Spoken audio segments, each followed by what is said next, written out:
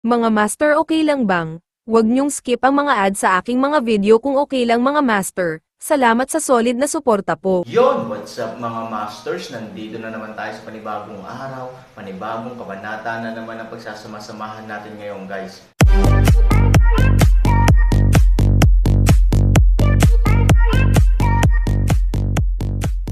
Bali mga masters, kung bago ka pa lang po sa aking YouTube channel, please click the subscribe button, lalong-lalo na po yung notification bell guys, para maging connected pa rin tayo sa isa't isa at maging updated kayo sa mga susunod ko pang video. Bali mga masters, bago natin umpisahan ng kwento ay mag-shoutout po muna tayo para sa mga solid nating tagapakinig. Shoutout kay Raimundo Dayundon at shoutout kay Kasmel Panlaan. Yun na nga mga masters, no? Bali hindi na ito patagalin. In 3, 2, 1, let's go! Huwag kang magmukhang masama. Huwag mong kalimutan na pinaghirapan kita ng walang anumang kredito. Pag-usapan mo na lang si Ziking at ang asawa mo. Sa tingin mo ba mabilis silang makakaunlad nang wala akong gabay at tagubilin? Tsaka, huwag mong kakalimutan na nasa kamay ko na rin ang buhay ng nakakatanda mong Marshall sister, kaya wala namang mawawala sa'yo, okay? Nang marinig ito, tumanggo si Ivory sa Aaron. Sa katunayan, pampubliko man ito o pribado, si Tianji Kyongki ay nakagawa ng maraming kontribusyon kahit na ang kanyang bibig ay medyo mabaho. Gayunpaman, galit pa ring sinabi ni Han Sanchen, ano ang gagawin ko? Mahirap ba para sa akin na magmakaawa sa iyo? At saka, ang iyong anak ay biglang nagsasalita ng mga termino sa oras na ito. Sa tingin mo ba ako ay isang tanga? Hindi ba? Alam mo bang masama ang anak mo? Shit, ganyan akong tao sa puso mo. Hindi naman. Kasi gaya ng sabi ng anak mo, hindi ka naman tao. Aaron daw. Nang marinig ito, si Kaidan, ang kaawa-awang tao ng langit, ay nagalit, ikaw. Ano ka ba? Kung umutot ka, hayaan mo na. Aaron, labis na nanlumo si Tianji Kyongki.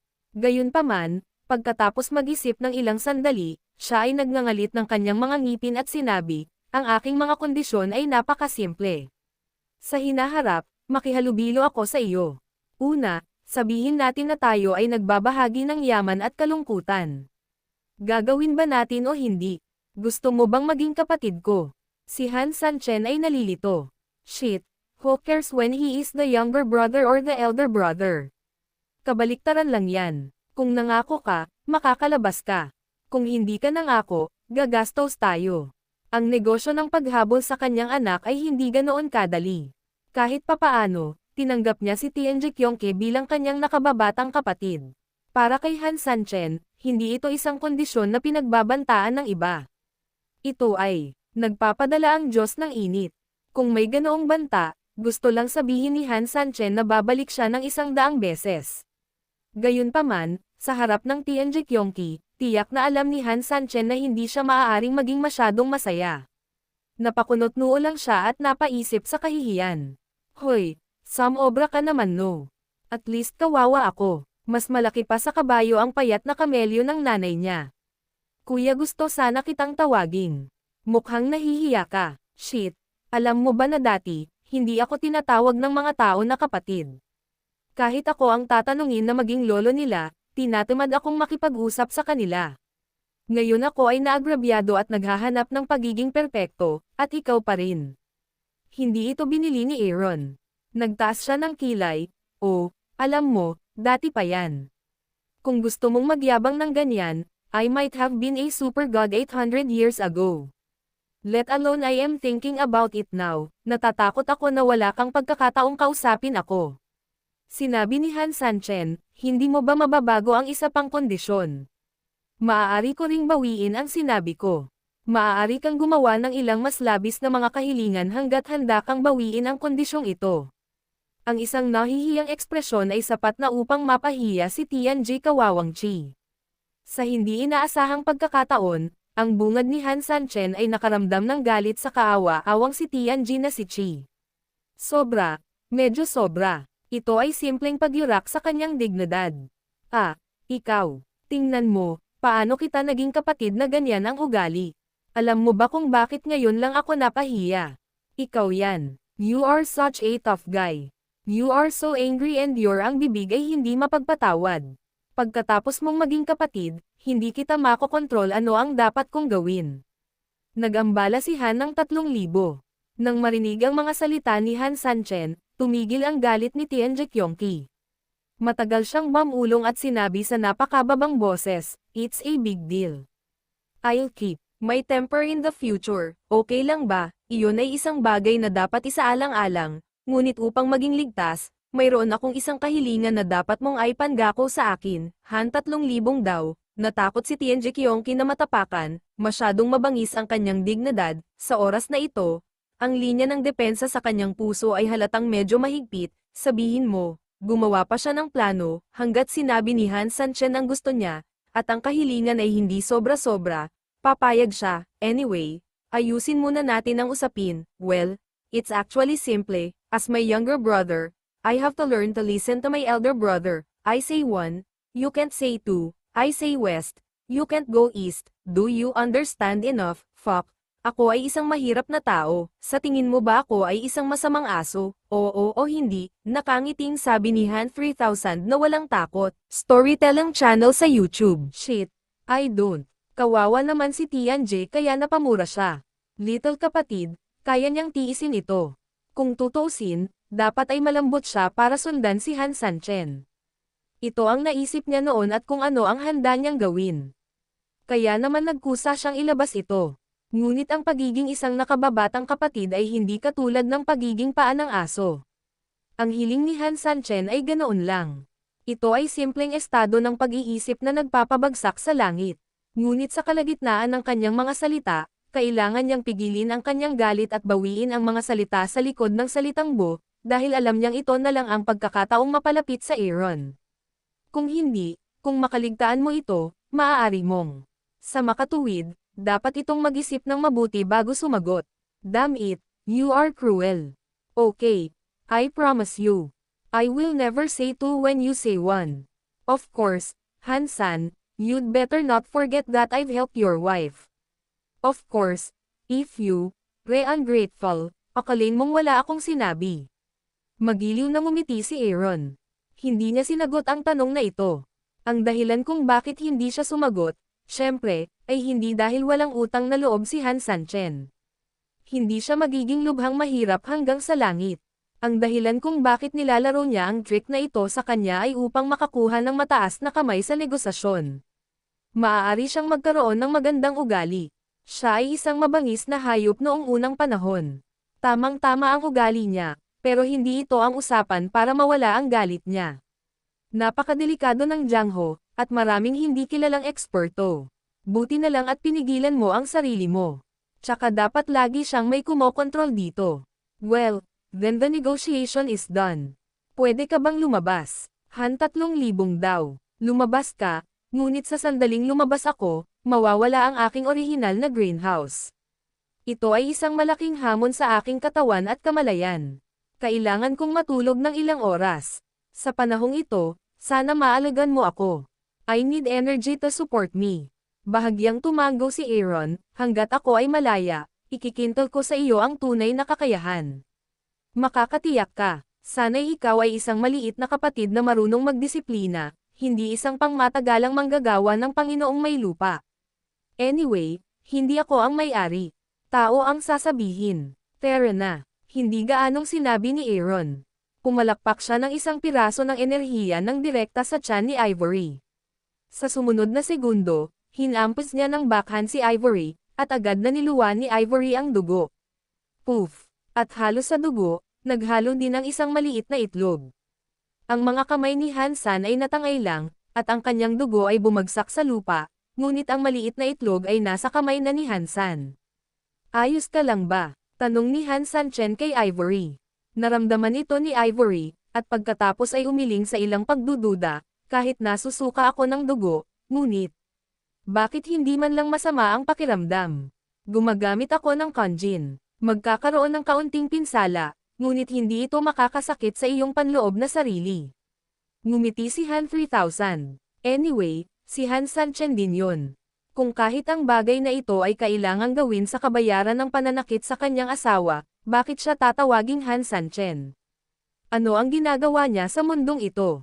Halika, Huwag mong isipin na maiiwasan mo ang reputasyon ng karahasan sa tahanan. I'd demanda kita, biro ni Ivory. Saan mo ako I'd demanda? Natatakot ako sa asawa ko. Bakit hindi mo ako I'd manda? 3,000 daw. I'd manda mo ang asawa mo at hayaan mong bugbugin kanya sa gabi, kalsada ng Ivory. Napabuntong hininga si Hansan at walang magawang umiling. Hoy, hindi mo talaga kilala ang asawa ko. Mahal na mahal ako ng asawa ko kaya hindi niya ako papatulan. Talaga, nakangiting tumingin si Ivory kay Hansan Chen.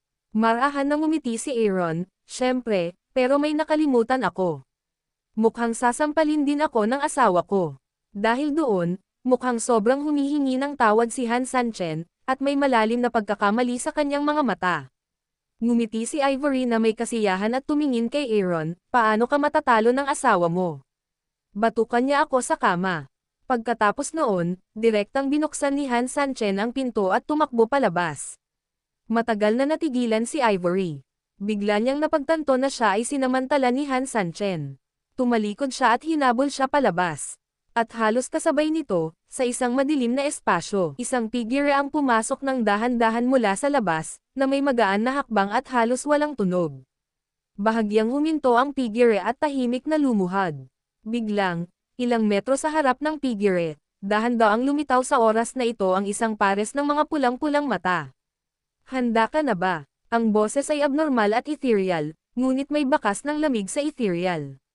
Ang posture ng figure ay mas mababa, at ang ulo ay malalim ding inilibing, ayon sa utos ng Panginoon, ang mga tao at mga kabayo ay na-deploy at maayos na inihanda.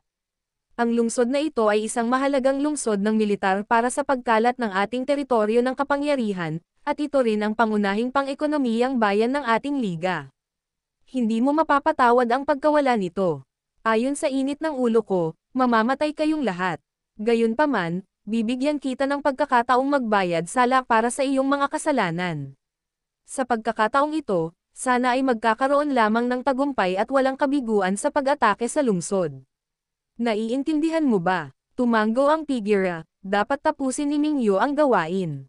Nang marinig ito, ang mga pulang mata ni Yin Exi ay mahina at tahimik, at ang kanyang tono ay tila bahagyang bumuti. Nakipag-away din ako sa maikling panahon ni Hansan Chen. Ang kanyang mga nagawa ay hindi mahuhulaan at ang kanyang kung fu ay napakasama. Sa katunayan, hindi ko maintindihan ang iyong mga problema. Ang pinakamahalagang bagay ay siya ay napakalalim at ang kanyang isip ay lumiliko ng napakabilis. Mas mahirap para sa sino man na makitungo sa kanya. Bahagyang ibinaba ni Mingyu ang kanyang katawan, sa katunayan, sapat na ang alam ko tungkol sa kanya noon, kaya para harapin siya, nag-set up ako ng kahit ilang linya ng depensa ng maaga at sinubukan ang lahat ng posibleng paraan, ngunit nakaligtaan ko pa rin ang isa.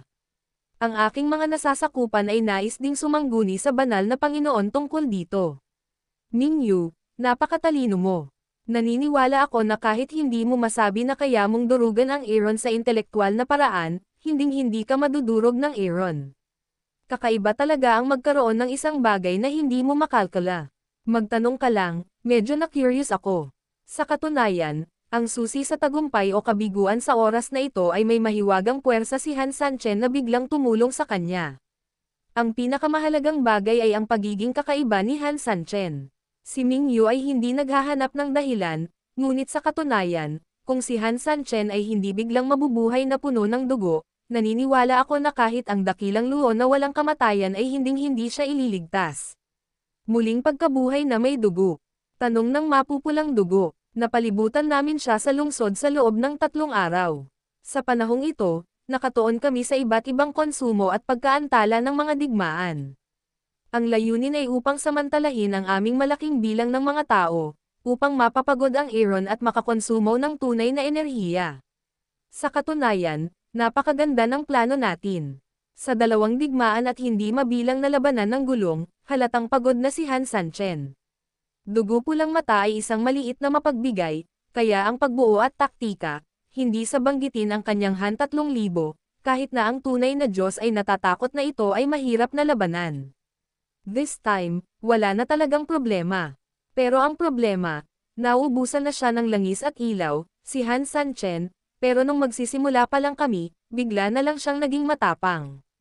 That time, akala ng mga subordinate ko, nagpapanggap lang siyang nagbibigay ng backlight, kaya hindi na sila nag-isip masyado, inutusan nila ang mga nasasakupan nila na pasensyahan, pero, hindi ko inaasahan. Tanong ng dugong pula, ibig sabihin, hindi siya nagpapanggap, ngunit talagang puno ng lakas. Hindi. Ako naniwala noong una, dahil hinusgahan ko na ang ekspresyon ni Han Sanchen noon.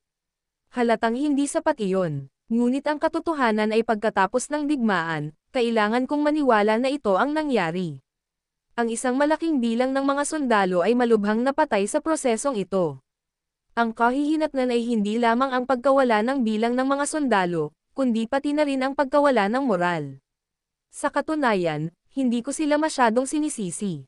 Kung tutusin, kung may humarap sa isang kaaway na hindi maaaring patayin o masugatan sa sitwasyong iyon, sino ang hindi magkakaroon ng malaking mentalidad na gumuho? Tahimik ang mga mapupulang mata ng dugo, talagang kakaiba na ang isang tao ay mabilis na kumilos tulad ng walang iba sa ilalim ng matinding pagkonsumo ng enerhiya. Magpapadala ako ng isang tao upang suriin kung ano ang nangyayari. Hindi mo kailangang mag-alala. Naiintindihan ko. Sige, sige. Bukod dito, may espesyal akong inihanda para sa iyo upang matugunan ang iyong mga pangangailangan sa panahon ng digmaan. Tandaan, oras na para makipaglaban sa lungsod. Tagumpay lamang ang pinapayagan, hindi kabiguan. Oo, bumagsak ang mga salita, mabilis na umatras ang ulan. Sa madilim na espasyo, ang pulang mata ay hindi nawala sa mahabang panahon, ngunit bahagyang lumiit, tulad ng isang gutom na lobo na nakatitig sa kanyang biktima, puno ng muling pagkabuhay ng dugo. Kawili-wili. Sa oras na ito, Han Sanchen sa kabilang dulo. Yun na nga mga masters, no? Bali panibagong kabanata na naman yung natapos natin ngayong gabi. Muli, maraming salamat po talaga sa walang sawang suporta po sa aking YouTube channel na talagang inaabangan nyo po ang bawat upload ko po. Bali mga masters, magkita-kita ulit po tayo bukas ng gabi at ngayon po ay magpapaalam po muna tayo. Bali mga masters, bye-bye!